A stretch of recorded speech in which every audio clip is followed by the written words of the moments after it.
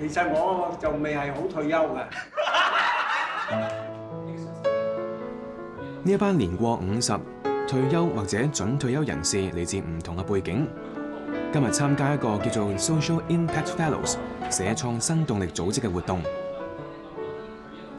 退休人士接受培訓，有啲後生好得意㗎，我想要阿媽唔管我咯。咁佢想嗰樣嘢後邊都係負面嘅，其實唔想唔要乜唔要乜，我哋將佢變成正面。我唔想阿媽管我，即係話我想要多啲自由。變身人生導師，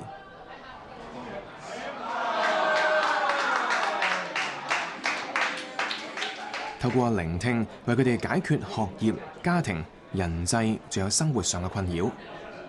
戰後出生呢一批退休人士咧，佢係好有能力嘅。我哋嚟緊會諗好多個計劃咧，就係我哋點樣發揮佢嗰個積極性，佢個能力去再幫人哋。我哋個名就係社創新動力，佢係創造社會價值嘅一個新嘅動力。唔好睇佢係一個負資產。我哋中午係200分嘅，我有110幾咯。OK， 你好似我女啊，我女又係想讀旅遊業嘅，第一，第二佢係中文最叻嘅，係啊，但係我女同你一樣差唔多嘅成績。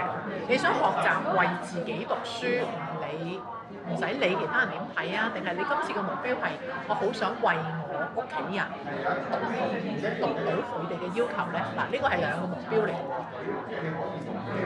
但係又可以咁用心為屋企人。我自個人係要明點解。有啲咩方法可以令到你自己可以明白多啲咧？點解又帶出到多一個問題？英文唔夠好係咪？你英文幾多分嚟㗎？啱啱合格。呢一間係第3間參與嘅中學。籌辦計劃嘅社企話，佢哋希望透過呢22個鐘嘅課程，令2代共融，亦都令退休人士創造社會價值。退休人士敞開個心，同一啲年輕嘅人，將佢嗰個人生嘅經驗、人生嘅起跌、事業嘅起跌、家庭嘅起跌，將來面對逆境係可以用啲咩心態咁？咁呢個一方面咧係傳承啦，我哋共同嘅目標都係想善用呢一大批退休嘅人士、半退休嘅人士。呢個 program 好特別，就係有 coach 教導我哋去點樣去溝通，跟住我哋又將我哋嘅技巧去應用翻喺個年青人身上邊。即係我哋原本都唔識嘅，咁我哋學咗呢一套，咁我諗會比較好啲。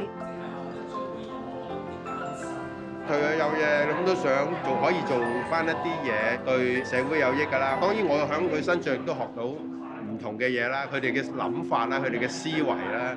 咁希望我可以影響到佢，咁當然我亦都希望可以喺佢身上度學到一啲依家當下年青人嘅諗法。課程計劃為期3年，去到2019年，目標係集合最少400個退休人士參與，到60間中學同學生分享，促進2代關係。正面嘅概念俾呢班退休人士，就係咧精彩人生仲喺前面，唔好停頓。唔好覺得自己老啦、退休啦、冇用啦咁樣，冇身份啦咁樣，咁仲有好多樣嘢係可以做。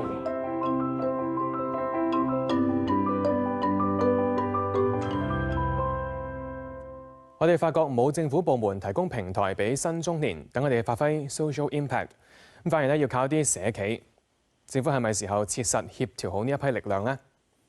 今集講到呢度，下星期同一時間再見。